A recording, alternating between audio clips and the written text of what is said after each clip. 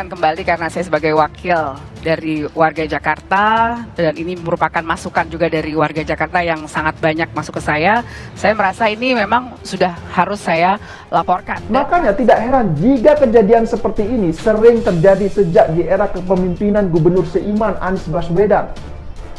Banyak juga yang kemudian bertanya, terus kerja tim gubernur untuk percepatan pembangunan atau TGUPP itu apa? Kok kesannya mereka ini hanya memakan gaji buta? Saya sendiri menghitung setidaknya sudah ada 3 kali kasus kelebihan bayar ini dilakukan oleh Pemprov DKI. Pertama, kasus kelebihan bayar pada pembelian proyek pembangkit listrik tenaga surya atau PLTS atap sekolah.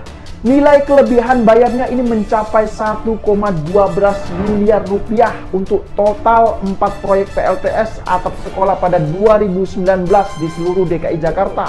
Bisa jadi Anies ini malas atau memang Anies tidak paham soal begini. Kasus korupsi tanah muncul di Cipayung, Jakarta Timur ini makin menarik untuk disimak karena sudah melibatkan nama-nama terkenal seperti Gubernur DKI Jakarta Anies Baswedan.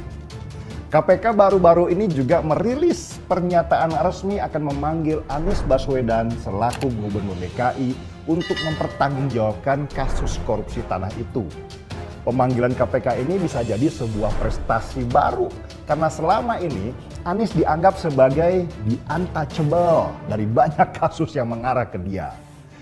Sejak Novel Baswedan, saudara sepupu Anies, nggak lagi ada di KPK, pintu masuk untuk menyelidiki kasus korupsi di Jakarta itu sekarang terbuka lebar.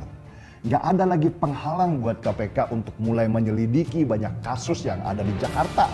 Dan dimulai dari perkara korupsi tanah Munjul yang sudah memakan korban 5 orang tersangka.